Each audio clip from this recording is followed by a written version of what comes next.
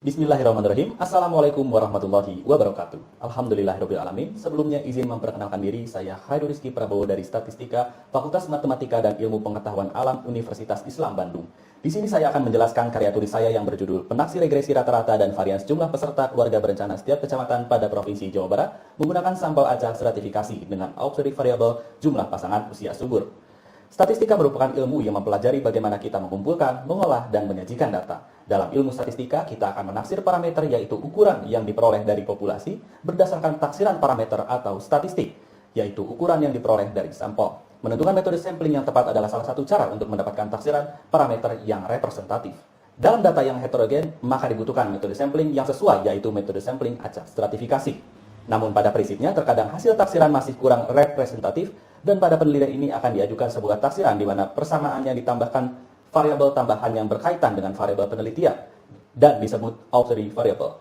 Pada penelitian ini akan difokuskan pada taksiran rata-rata dan varians. Penaksir yang digunakan adalah penaksir regresi, di mana terdapat koefisien regresi yang bermakna sebuah bobot auxiliary variable terhadap variabel penelitian. Implementasi taksiran di sini akan diujikan dalam menaksir rata-rata dan varians jumlah peserta KB di Jawa Barat di setiap kecamatan, di mana auxiliary variabelnya adalah jumlah pasangan usia subur dan stratanya adalah daerah administratif, kota, atau kabupaten. Maka dengan alasan tersebut, peneliti tertarik untuk mengambil tema ini dengan tujuan penelitian. Yang pertama adalah menentukan taksiran sederhana, yang kedua adalah menentukan taksiran yang ditambahkan auxiliary variable, dan yang ketiga adalah membandingkan hasilnya. Sedikit akan saya jelaskan teori-teori yang berkaitan dengan penelitian ini.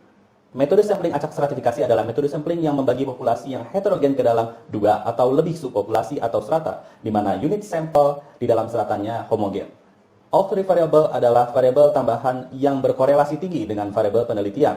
Terdapat dua jenis penaksiran regresi pada pengambilan sampel acak stratifikasi, yaitu penaksir domain strata dan domain populasi. Penaksiran yang pertama adalah penaksiran regresi domain strata atau Y/LRS.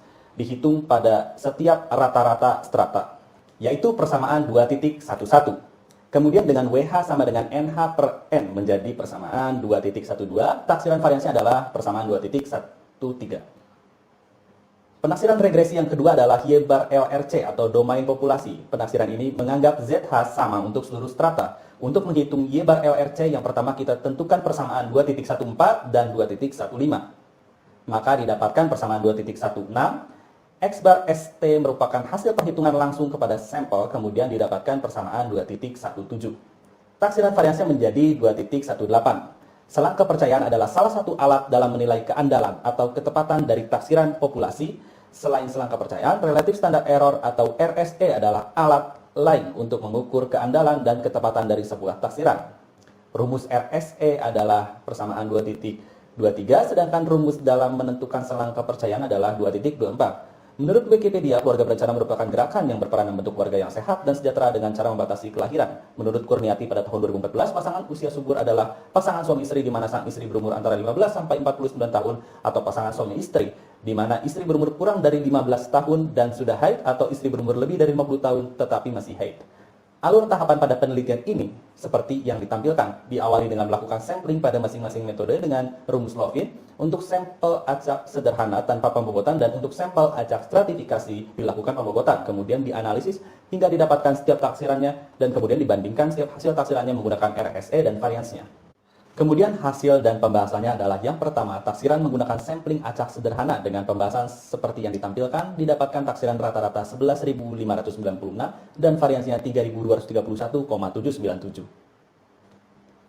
Untuk penaksir regresi bagi sampel acak stratifikasi dengan domain serata atau terpisah didapatkan taksirannya 12.184 dengan pembahasannya sebagai berikut. Dengan varians 2312,024181 pembahasannya sebagai berikut. Kemudian rata-rata taksiran domain populasi atau gabungan dengan pembahasan seperti tersebut didapatkan taksirannya 12.764. Dengan variansnya 5.231,2885667. Persamaan MSE adalah sebagai berikut. MSE untuk taksiran domain strata adalah 2312 dengan pembahasannya sebagai berikut. MSE untuk domain populasi yaitu 342.250,922 dengan pembahasannya sebagai berikut. Kemudian RSE dan selang kepercayaannya dengan pembahasan sebagai berikut. Perbandingannya adalah sebagai berikut. Dapat dilihat RSE dan varian terkecil adalah metode sampling acak stratifikasi dengan domain strata. Maka dari hasil dan pembahasan penelitian ini dapat diambil kesimpulan yang pertama yaitu penaksiran menggunakan metode sampling acak stratifikasi lebih baik daripada menggunakan sampling acak sederhana. Yang kedua adalah penambahan auxiliary variable. Dalam hal ini pasangan usia subur dapat meminimumkan varians dalam penaksiran rata-rata jumlah peserta keluarga berencana. Yang ketiga, ketika dibandingkan MSE dan RSE menunjukkan bahwa penaksir yang diajukan dalam penelitian ini lebih baik dari penaksir yang umum digunakan. Sekian dari saya, mohon maaf jika terdapat kekurangan. Billahi taufiq wal hidayah. Wassalamualaikum warahmatullahi wabarakatuh.